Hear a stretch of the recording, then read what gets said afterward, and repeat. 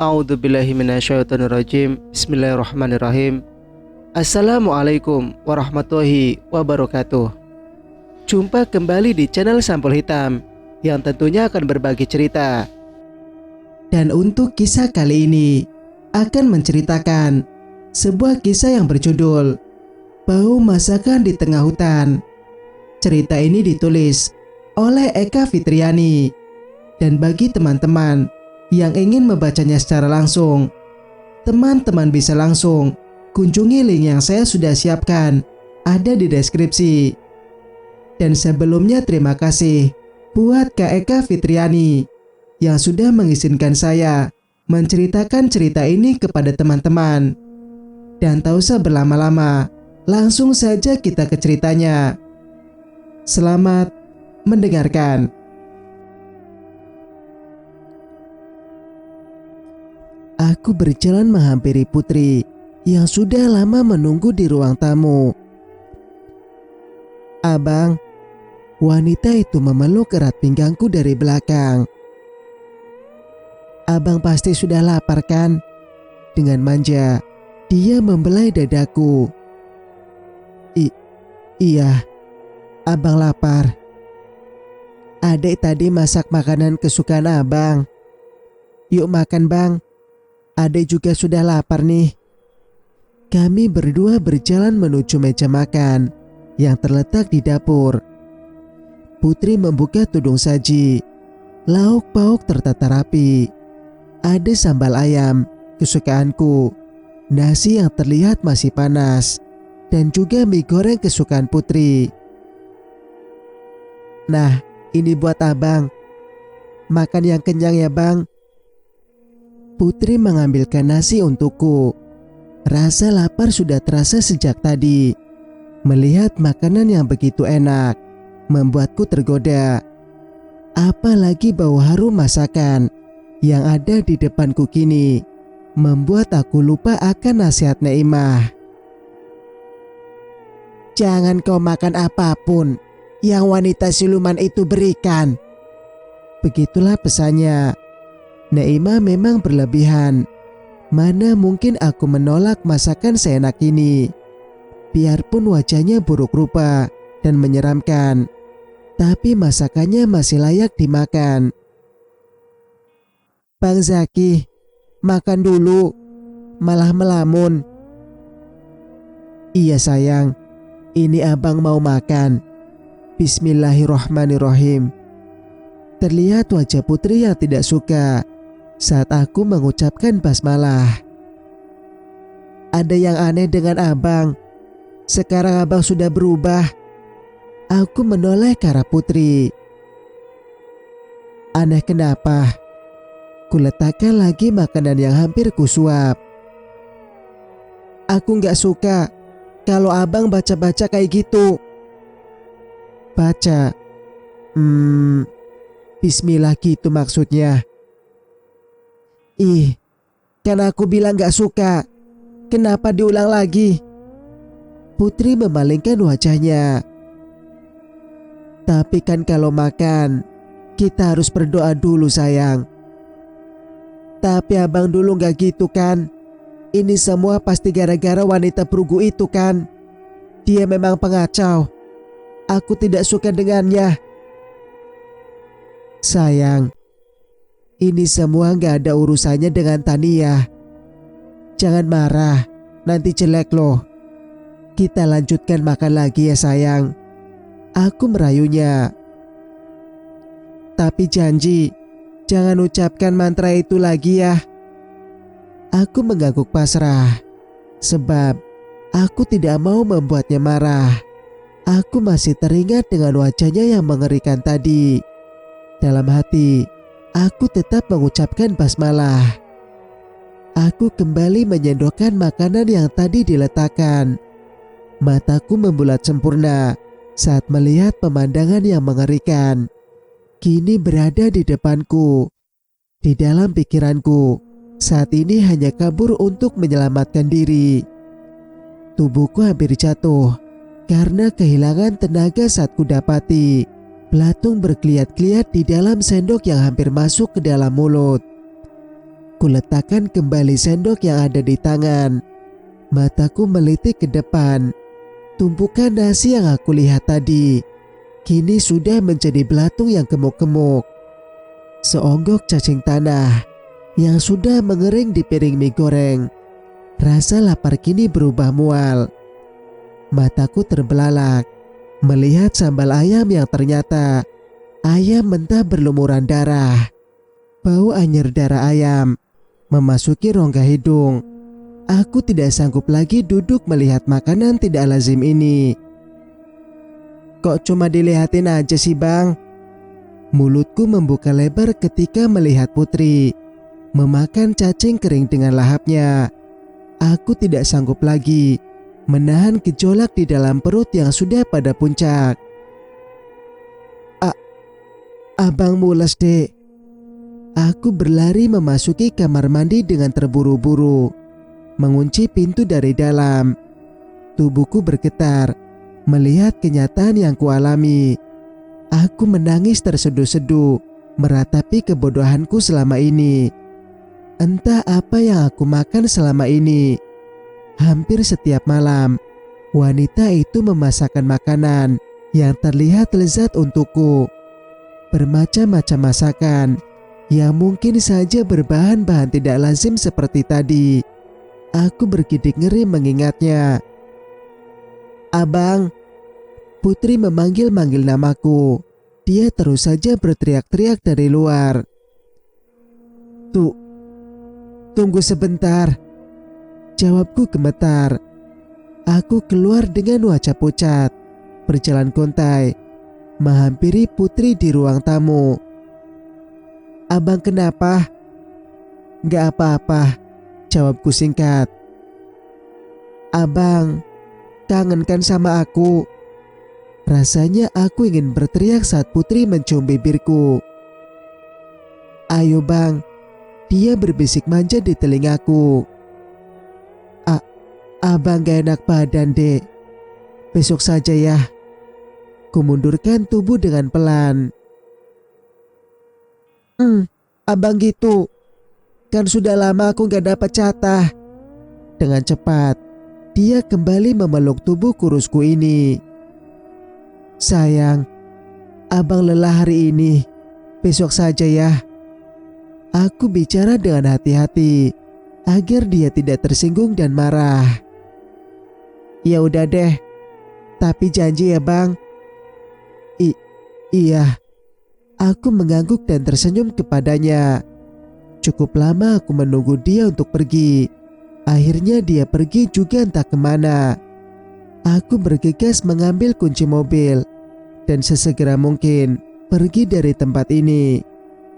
Karena terburu-buru, aku lupa membawa air dan bungkusan yang diberikan Naimah.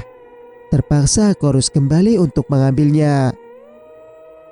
Sesampainya di kamar, ternyata aku lupa menutup jendela. Aku mendekat untuk menutup jendela kamar. Terlihat cahaya senter dari balik semak belukar. Ada suara seseorang terdengar sedang berbicara. Setauku itu adalah hutan larangan. Untuk apa malam-malam seperti ini orang ke sana? Sedangkan jalan masuk ke dalam hutan itu sudah tidak ada lagi karena terhalang semak berduri yang mengelilinginya. Aku berlari menghampiri sumber suara itu. Hanya dengan pantulan cahaya rembulan aku berjalan. Dua laki-laki berpakaian serba hitam berdiri saling pandang. Sepertinya polisi sudah mencurigai diriku, Pak. Aku tidak mau lagi melanjutkannya. Lagi pula, anak gadis-gadis di Bukit Ragusa sudah diungsikan oleh orang tuanya, ucap laki-laki bertubuh gempal. Apa maksudmu? Laki-laki bertubuh tinggi terdengar membentak. Aku lelah, Pak. Aku sudah tidak mau lagi melakukan hal seperti ini. Aku ingin hidup yang layak dan bebas dari si buruk rupa itu. Pukulan keras mendarat di kepala laki-laki bertubuh gempal. Suara itu seperti tidak asing bagiku. Minimnya pencahayaan membuat pandangan tidak terlalu jelas. Laki-laki kembali itu pergi, masuk ke dalam hutan larangan. Tidak lama, satu orang lagi mengikutinya. Tiba-tiba tengkuk terasa dingin. Angin berhembus kencang. Pepohonan bergoyang-goyang. Suara tawa menggema dari dalam hutan larangan. Aku berlari menjauh dari tempat itu, memasuki mobil, dan segera menyalakan mesin. Yang aku inginkan hanya segera pergi dan menceritakan semua ini kepada Naimah. Jantungku berdebar tak karuan.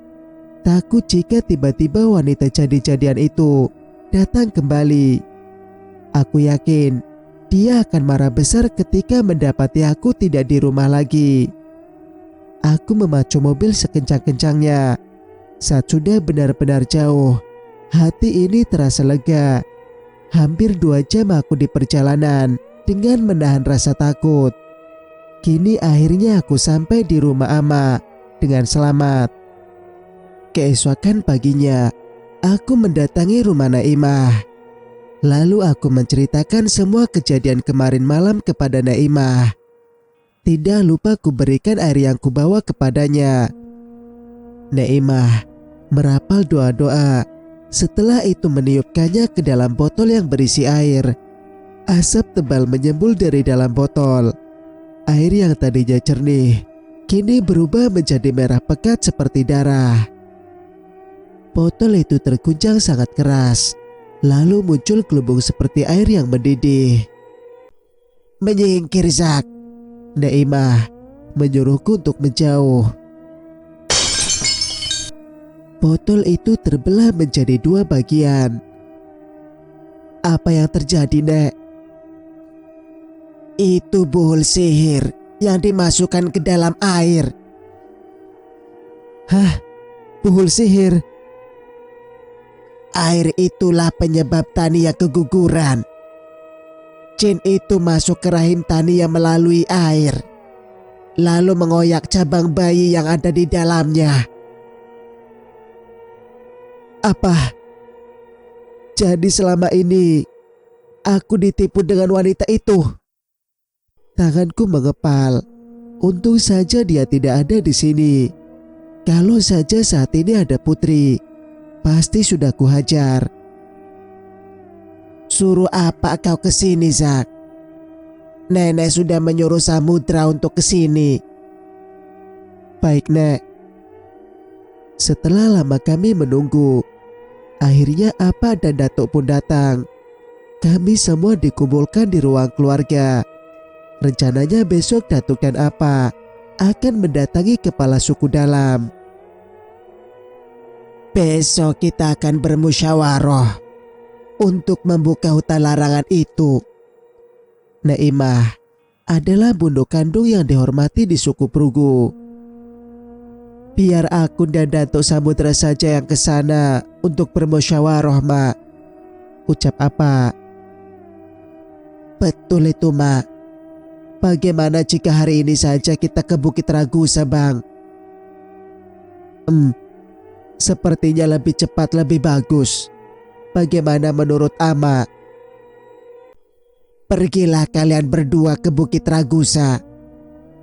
"Baik, Mak." "Ayo, Zak, kau juga ikut dengan Apa dan Dato." Tapi Zaki ada janji dengan Tania, Pak." "Banyak alasan. Cepat ikut. Ini semua gara-gara kau, Zak. Kau juga yang harus selesaikan masalah ini," ucap Apa ketus. Padahal hari ini aku akan menemui Tania. Aku ingin meminta maaf kepadanya. Aku membuang nafas kasar, berjalan malas mengikuti mereka berdua. "Nah, kau yang bawa mobil." Apa memberikan kunci mobil kepadaku. Singkat cerita, sesampainya kami di rumah pemimpin suku dalam, Datuk memberi salam terlebih dulu. Kemudian kami semua dipersilakan untuk masuk. Datuk menceritakan niat kedatangan kami. Terlihat wajah tidak suka dari pemimpin suku dalam. Beliau merasa keberatan jika harus merusak hutan larangan yang sudah menjadi warisan leluhur.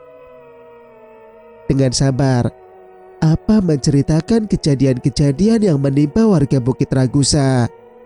Cukup lama kami berunding, menunggu keputusan suku dalam bermusyawarah. Mereka tetap menolak, meskipun kami bercerita panjang lebar. Alasannya, tanah itu adalah warisan leluhur yang dijaga turun-temurun. Apa menawarkan sejumlah uang untuk membeli hutan larangan itu, tetapi mereka tetap dengan pendiriannya. Dato menunjukkan 3 buah batu yang dimiliki Tania. Terlihat wajah-wajah kaget dari mereka. Ketua suku memeriksa ketiga batu itu, lalu memberikan isyarat kepada yang lainnya. Suku dalam memiliki bahasa yang unik.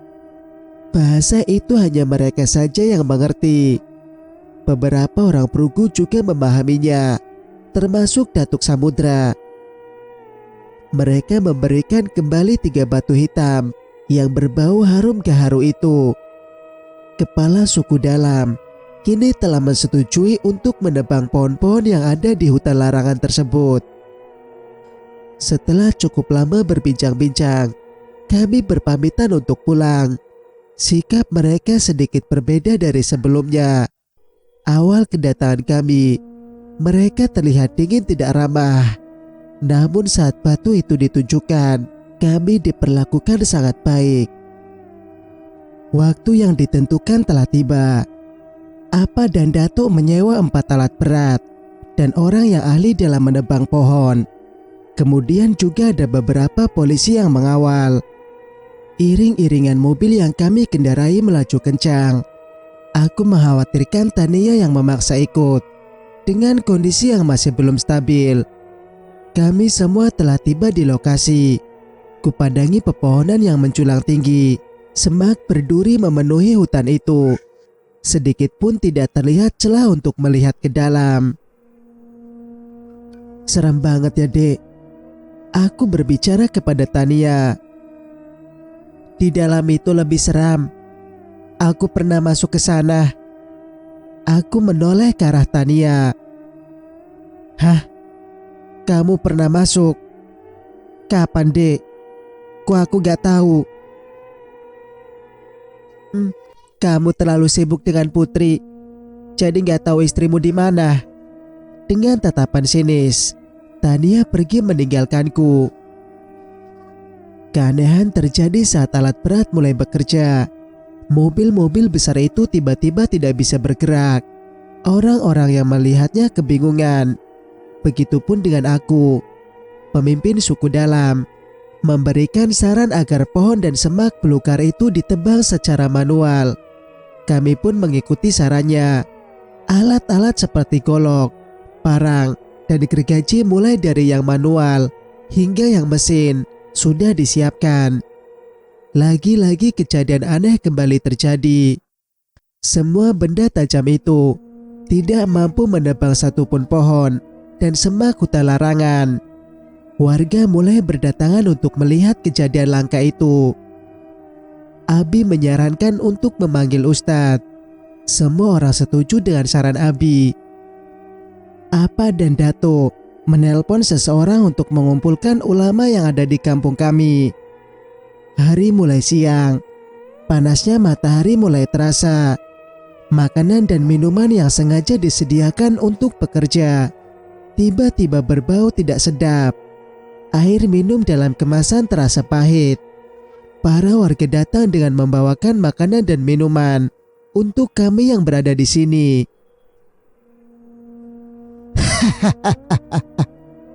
Kami semua terkejut dengan suara tawa yang begitu keras. Kalian semua dalam masalah besar, ucap laki-laki yang bernama Dukun Parjo itu. Mata kami tertuju ke arahnya. Dia berjalan mendekati para warga yang sedang berkumpul. Jika saja kalian menuruti ucapan saya waktu itu, pasti nasib anak-anak kalian tidak akan seperti itu. Hei Parjo, kami tidak butuh celotehmu. Sebaiknya kau pergi dari sini sebelum kami semua menghajar dirimu.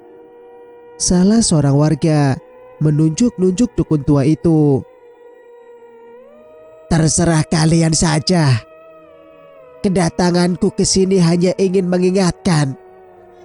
Kalau kalian masih tetap seperti itu, aku yakin besok bukan hanya anak-anak kalian yang tewas, tetapi juga istri kalian semua. Hah, kami semua tidak gentar dengan kata-katamu.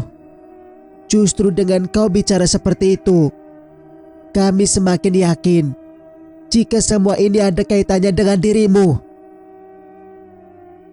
Ya, benar. Kami yakin sekali jika dialah dalangnya. Riuh suara warga membenarkan ucapan salah satu dari mereka. Cuy, kewarasan kalian sudah hilang. Sampai-sampai berani menuduh aku tanpa bukti. Kalian harus tahu, kejadian ini adalah sebuah pertanda. Sebaiknya kalian serahkan saja wanita itu sebagai tumbal, agar hidup kalian damai dan tentram. Dukun itu menunjuk Tania. Aku berjalan menghampiri dukun itu dengan pandangan menyelidik dari atas hingga bawah. Dukun itu terlihat gugup. Sesekali dia memalingkan wajah dari tatapanku. Fitnah apa lagi yang mau kau lakukan kepada istriku, Parjo? Fitnah katamu. Anak muda, kau harus sadar, jika kesialan demi kesialan terjadi semenjak wanita itu ada di sini. Cukup.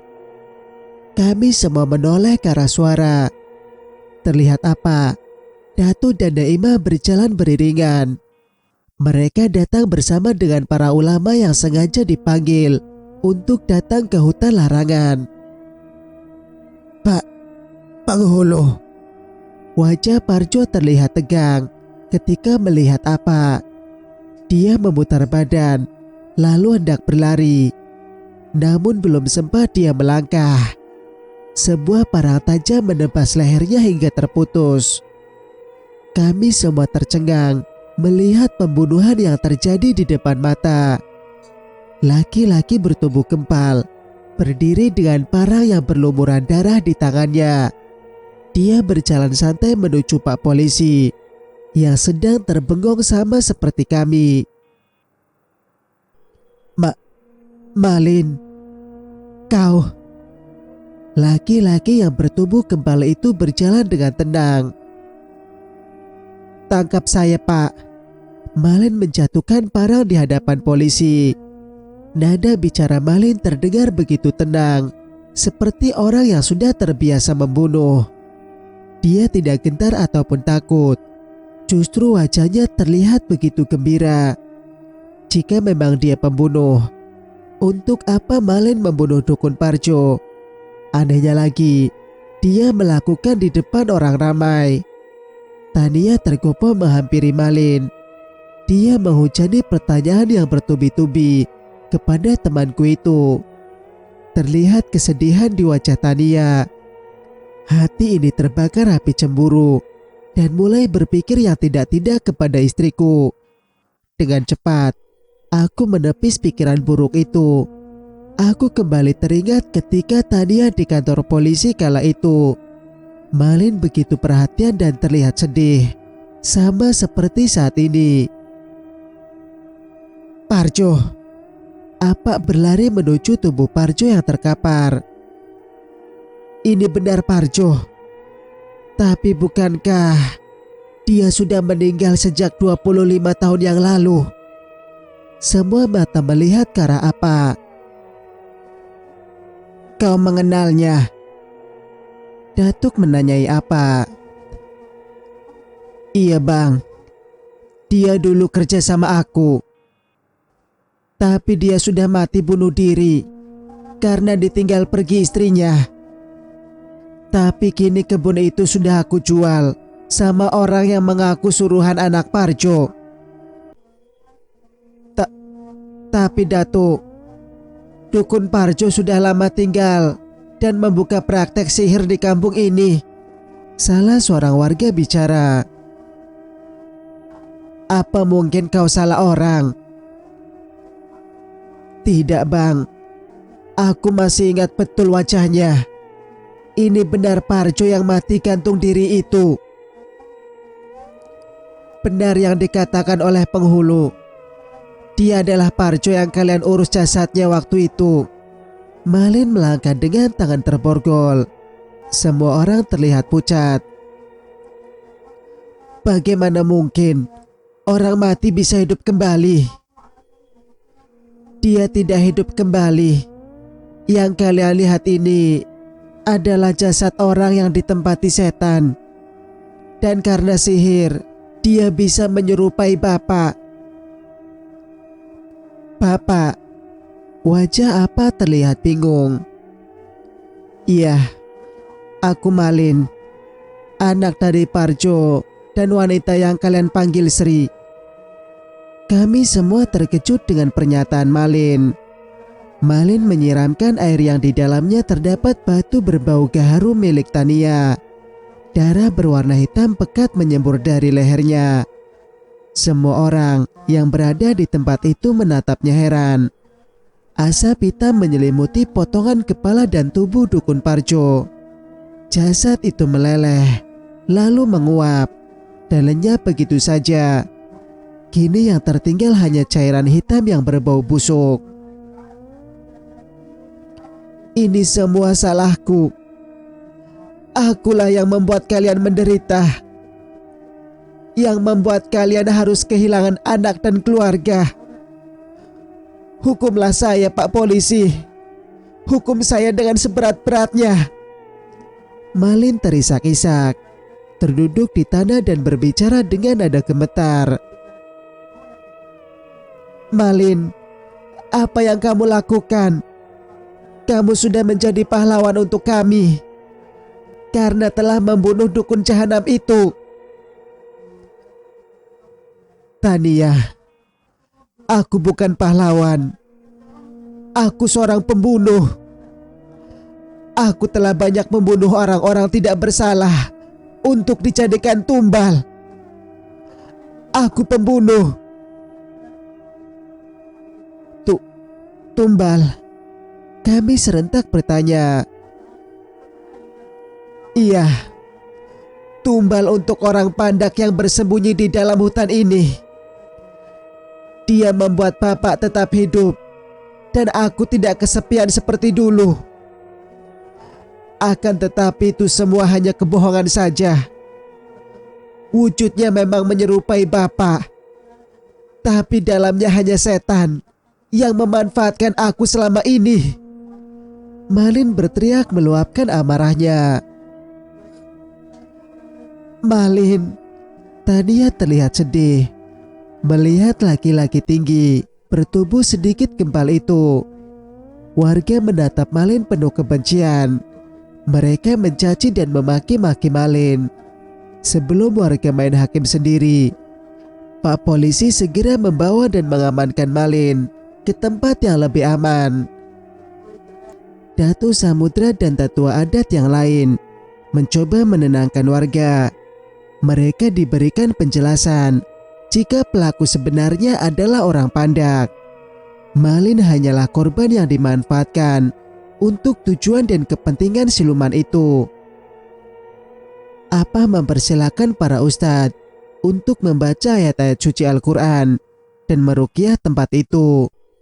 Alat berat pun sudah mulai bisa digerakkan. Mereka mulai merobohkan semak berduri yang tumbuh seperti pagar pelindung di pinggiran hutan larangan itu. Bau busuk mulai menyeruak. Kami pikir itu hanyalah bangkai tikus. Namun semakin luas pembukaan hutan itu, semakin pekat juga bau busuk tercium. Rasa penasaran warga pun muncul. Beberapa warga juga ikut menebang pohon-pohon yang belum begitu besar. Banyak tulang manusia di sini. Salah seorang warga berteriak. Kami semua berjalan menghampirinya. Tumpukan tulang belulang manusia berserakan di bawah pohon kulen yang sangat besar. Mungkin usianya sudah puluhan hingga ratusan tahun. Semakin masuk ke dalam hutan larangan, semakin banyak juga tulang-tulang manusia berserakan. Tulang-tulang itu masih lengkap dengan penggunaan baju. Hanya saja kepala dari kerangka itu banyak yang mengalami kerusakan. Ada yang pecah di bagian tengah dan juga ada yang retak, namun tidak sampai terbelah. Anggota kepolisian dengan jumlah cukup banyak telah sampai di TKP. Banyaknya warga yang ingin melihat membuat tempat menjadi ramai. Beberapa anggota kepolisian dan warga mulai mengevakuasi kerangka-kerangka itu untuk dimasukkan ke dalam kantong jenazah. Meskipun sudah bertumpuk-tumpuk menggunakan masker, bau busuk masih tercium memenuhi rongga hidung. Terlalu banyak mayat dan kerangka manusia di tempat, sehingga polisi dan warga bekerja sangat keras. Ular! Ular! Semua orang berlari ketika melihat ular yang sangat besar. Ular itu memiliki tonjolan di kepalanya, mirip dengan tanduk. Tubuhnya sangat besar, lebih besar dari batang kelapa sawit. Warga menjauh karena ketakutan. Naimah menghimbau agar tidak membunuhnya. Benar saja, ketika dia sudah selesai masuk ke dalam lubang yang cukup besar di bawah pohon gaharu, tiba-tiba saja lubang itu tertutup rapat dan hanya akar pohon merambat di atasnya. Naimah bilang, itu adalah ular yang berasal dari bangsa jin. Apa kamu tidak takut, Dek? Tania terlihat tenang, tidak panik ataupun berlari, dan bertindak takut saat melihat ular itu. Aku yang penasaran mendekat dan bertanya. Tentu saja takut. Apalagi saat tidak sengaja meraba tubuh besar dan bersisik itu. Aku mengerutkan kening, lalu berjalan mengikutinya dari belakang. Mau kemana, Dek? Nah, itu dia pohonnya. Pohon? Iya, pohon ini saksi bisu yang melihat aku di dalam hutan ini. Aku sedikit terkejut dengan ucapan Tania. Ayo. Tania berjalan memutari pohon kulen yang besar itu. Panggil orang untuk kesini. Untuk apa? Itu. Tania menunjuk kerangka manusia yang masih menggunakan baju gaun berwarna putih. Dari mana kamu tahu di situ ada mayat manusia? Malam itu aku terjatuh karena tersandung kerangkanya. Wanita itu pernah datang dan menyalahkan aku atas kematiannya. Tania tertunduk lesu. Aku mengusap bahunya, lalu mengajak dia pergi dari tempat itu. Kamu yakin itu jenazah orang yang mendatangimu? Dari bajunya aku yakin sekali. Tunggu, Mas. Seingatku di tempat ini ada gua yang cukup besar, dan jasad Busri ada di dalam gua itu. Tapi mengapa tempat itu tidak terlihat? Benar juga ya. Seingatku tadi Malin juga bilang di tempat ini ada gua. Sebaiknya kita bicara kepada Naimah. Tania mengangguk. Ternyata Naimah sudah tahu. Beliau memanggil para bunian untuk membantu. Ayo Tania, kita sudah ditunggu. Mereka berdua dan Datuk berdiri di tengah-tengah hutan itu. Tangan mereka seperti sedang menggandeng tangan lainnya. Namun tidak ada siapapun selain aku, Apa, dan pemimpin suku dalam. Bibir mereka terlihat bergerak-gerak, seolah sedang membaca sesuatu. Angin yang sedikit kencang mengguncang pepohonan. Tiba-tiba terdengar suara gemuruh. Tanah yang kubijak terasa bergerak. Kabut asap menutupi pandangan dan perlahan mulai memudar. Aku berkali-kali mengedipkan mata, melihat pohon yang menjulang dengan akar yang begitu banyak menutupi gundukan batu dan tanah yang menyerupai terowongan yang memiliki pintu lebar. Inikah gua yang Malin maksud? Gua yang cukup besar dan ditutupi oleh akar pohon yang sudah menua. Di sini banyak mayat. Cepat panggil polisi dan warga. Naimah memberikan perintah kepada Datuk Samudra. Aku menyusul masuk ke dalam gua. Bau busuk memenuhi ruangan dalam gua itu. Tolong bawakan kantong jenazah ke sini. Di sini ada jasad Busri. Suara Tania terdengar dari dalam gua. Cepat-cepat bawa semua jasad ini. Waktu kita tidak lama. Sebentar lagi gua ini akan runtuh. Benar saja, saat kami semua sudah keluar dari mulut gua, suara gemuruh batu-batu runtuh dan tanah mulai longsor. Ayo cepat menjauh. Menjauh dari tempat ini. Apa memberitahukan warga untuk segera menjauh dari samping gua. Gua itu pun runtuh, tertutup oleh batu dan tanah. Sementara pohon yang besar itu tetap kokoh di atas reruntuhan. Mana orang pandak itu, Nek? Makhluk itu sudah tidak ada lagi di sini. Kemungkinan dia sudah lari setelah para ustadz meruqyah tempat ini. Semoga saja dia tidak akan datang kembali untuk mengganggu ketentraman suku Prugu dan warga di Bukit Ragusa. Setelah evakuasi korban selesai, para warga membubarkan diri. Pak polisi beserta jajarannya juga kembali ke kantornya. Dan juga Malin, dia dibawa ke kantor polisi untuk pemeriksaan lebih lanjut. Pemimpin suku Dala mengucapkan terima kasih dan pamit pulang. Begitu juga dengan ustadz-ustadz. Setelah selesai semua urusan di tempat ini, kami pun pulang ke rumah. Kesibukanku di tempat tadi membuat aku lupa akan keberadaan Putri. Bahkan tidak ingat sama sekali. Di mana Putri? Kenapa siluman buruk rupa itu tidak muncul? Apa jangan-jangan dia bersembunyi? Atau mungkin pergi bersama orang pandak? Perasaanku masih tidak tenang jika wanita itu belum pergi dari hidupku. Dia pasti akan selalu mengganggu Tania dan mencariku. Aku berpikir keras, mencari cara agar bisa terbebas dari Putri.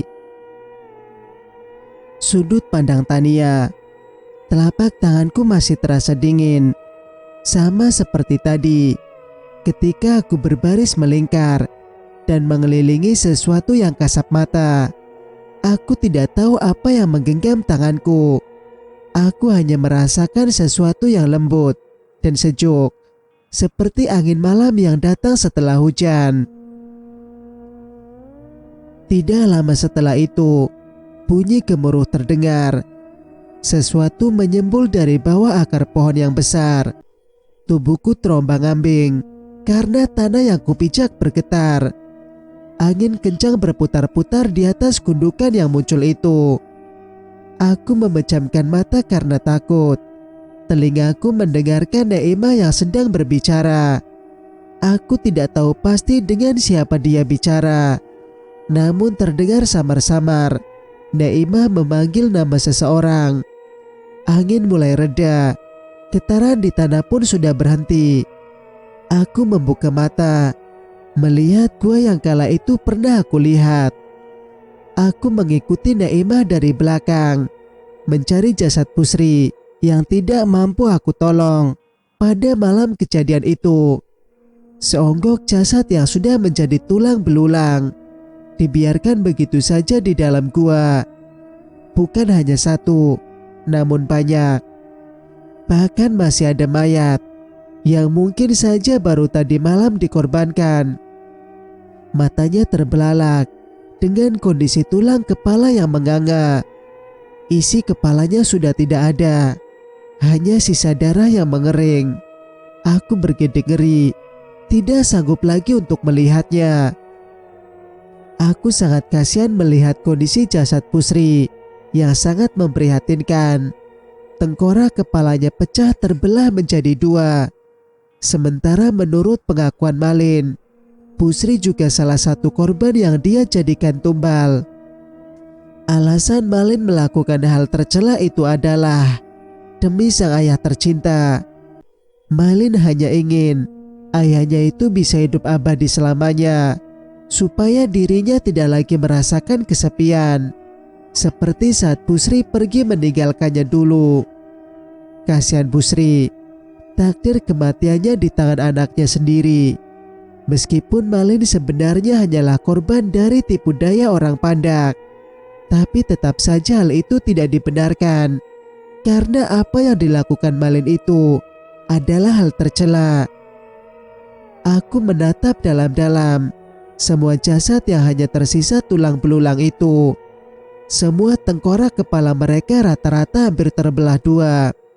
Aku tidak sanggup membayangkan bagaimana rasa sakit yang mereka alami. Aku mencari kerangka wanita yang bergaun putih, yang kala itu datang menemui aku dengan berlumuran darah. Kerangkanya tertunduk di sudut pohon yang cukup besar. Gaun putihnya memudar, berubah sedikit menguning, dan dimakan rayap.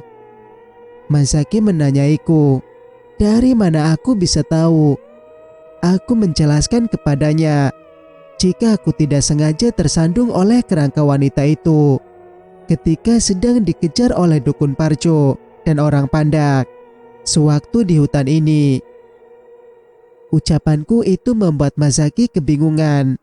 Mungkin dia berpikir tidak percaya, sebab selama ini aku selalu di dekatnya dan tidak pernah jauh-jauh pergi dari pondok kayu miliknya. Setelah selesai kami semua membubarkan diri dan pulang ke rumah masing-masing. Namun kali ini aku dan Zaki lebih memilih pulang ke kampung daripada harus tinggal di kebun milik kami. Jarak kebun Zaki dan hutan larangan tidaklah jauh. Pondok kayu yang kami tempati bersebelahan dengan batas hutan ini. Bau tidak sedap yang masih menguap sedikit mengganggu pernapasan. Bayangkan saja, hutan seluas 3 hektar ini diisi dengan 500-an lebih mayat yang sudah menjadi kerangka. Tidak heran aku sering mencium bau anyir ketika pagi-pagi sekali membuka jendela kamar. Banyak yang bertanya-tanya, seperti aku, mengapa bisa bau busuk itu tidak tercium keluar dari hutan itu? Menurut Naimah, ini semua karena campur tangan sihir, sehingga bau itu tetap terkunci di dalam hutan larangan saja. Naimah memintaku untuk tinggal sementara waktu di rumahnya. Aku tidak bisa menolaknya. Terlihat wajah tua Naimah memperlihatkan kecemasan. Aku yakin ada sesuatu yang disembunyikan olehnya. Keesokan paginya, aku dan Zaki mengikuti Apa dan Dato untuk menghadiri sidang putusan atas kasus Malin. Kami diminta untuk menjadi saksi. Sesampainya di sana, aku meminta izin untuk bertemu Malin. Namun pihak kepolisian tidak mengizinkan. Alasannya, karena takut Malin akan berbuat anarkis. Aku terduduk kesal. Saat ini aku hanya melihat Malin dari barisan para saksi. Beberapa pertanyaan yang hakim tanyakan, Malin menjawabnya dengan tenang. Dari raut wajahnya tidak terlihat penyesalan. Aku tidak menyangka laki-laki yang sedikit pendiam dan terlihat baik itu ternyata menyimpan sebuah kekejaman. Malin mengaku pernah memperkosa beberapa korbannya. namun tidak melakukan kekerasan fisik. Yang terjadi pada kerangka korban itu murni sebab dari orang Pandak yang mencengkram dengan kuku panjangnya. Hakim terlihat kebingungan dengan ucapan Malin. Pihak polisi sedang berupaya untuk menangkap orang Pandak, pelaku utama. Berkali-kali Datuk menjelaskan jika orang Pandak itu bukan manusia, namun polisi yang menangani kasus Malin tidak percaya. Zaki dan Uda Anas terlihat sedih ketika mengetahui jika Malin jugalah yang telah membunuh Pak Abdul. Dia mengaku membunuh Pak Abdul karena sakit hati. Pak Abdul suami kedua dari Busri, yang tidak lain adalah ayah tiri Malin. Jasad Pak Abdul dikubur di rawa yang mengalir airnya. Laki-laki bertubuh sedikit gembal itu dibantu oleh ayah kandungnya. Ya, itu Dukun Parjo. Malin membawa Pak Abdul di tengah kebun sawit milik Zaki. Setelah itu, dijadikannya tumbal untuk orang Pandak. Karena panik, mayat Pak Abdul diseret ke batas kebun milik Udazal. Malin menggali lubang yang cukup dalam. Setelah itu, menutupnya dengan tanah dan pelepah daun sawit. Karena terburu-buru, Malin tidak memperhatikan tanah yang belum menutup rapat jasad Pak Abdul dengan benar, sehingga bawaannya sisa dari darah, mengundang binatang pemakan bangkai seperti biawak dan macan. Hingga akhirnya jasad Pak Abdul dibawa naik kembali oleh binatang-binatang itu. Untuk mengelabui warga, Malin dan Dukun Parjo bersandiwara sedemikian rupa. Mereka melibatkan Busri dengan iming-iming kalung emas bermata berlian. Dengan syarat Busri tidak melaporkan mereka ke pihak yang berwajib. Busri memang terkenal akan kegilaannya pada harta. Jadi wajar saja jika dia mau menukar nyawa suaminya dengan emas dan berlian.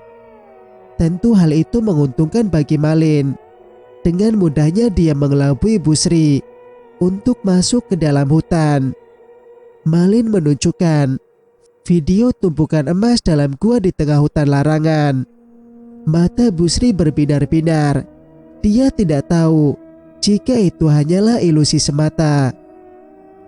Malin masih harus menjalani beberapa sidang. Pihak kepolisian tidak sanggup jika harus mengotopsi kerangka manusia yang berjumlah ratusan itu. Hanya jasad yang masih baru saja yang dilakukan otopsi. Ternyata Malin telah menculik lebih dari 500 orang. 30 diantaranya sudah dapat dikenali identitasnya. Salah satu diantaranya adalah kekasih Malin. Sungguh ironis memang, dia korbankan begitu banyak nyawa yang tidak berdosa demi orang tercinta. Menurut pengakuan Malin, dia tidak menculik paksa ataupun melakukan kekerasan kepada korbannya. Kebanyakan dari mereka adalah wanita malam atau PSK yang sengaja dia sewa dan dibawa ke dalam hutan itu. Malin memberikan imbalan yang cukup menggiurkan. Dengan begitu, para wanita malam tidak keberatan meskipun dibawa ke tengah hutan.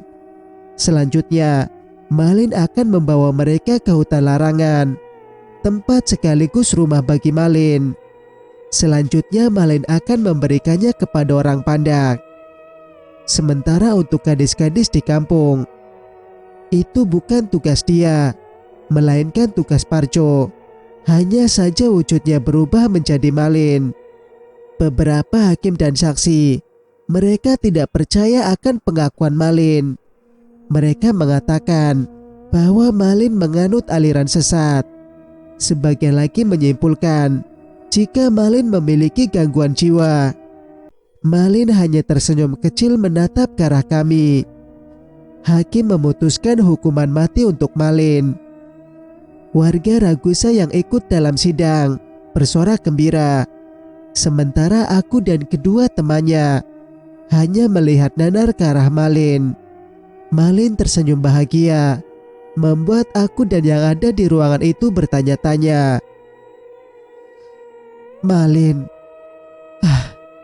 Malin, kau sungguh malang. Udah Anas menangis di bahu Zaki.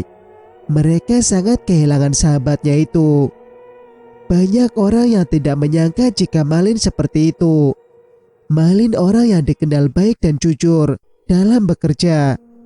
Bahkan banyak orang yang memakai jasanya untuk memanen dan mengamanahkan kebun mereka. Terkadang sikap diamnya seseorang itu menyimpan banyak rahasia. Seperti Malin, laki-laki tinggi, bertubuh sedikit kempal itu bahkan mengaku lega dan puas setelah menumbalkan ibu kandungnya. Aku terenyuh melihatnya senyum pongah tanpa penyesalan sedikit pun dari wajah laki-laki itu. Cerita pun bersambung. Jika kalian suka dengan ceritanya, jangan lupa untuk like. Dan bagi yang belum bergabung, silakan untuk subscribe channel ini agar bisa mendengarkan cerita-cerita berikutnya. Wassalamualaikum warahmatullahi wabarakatuh.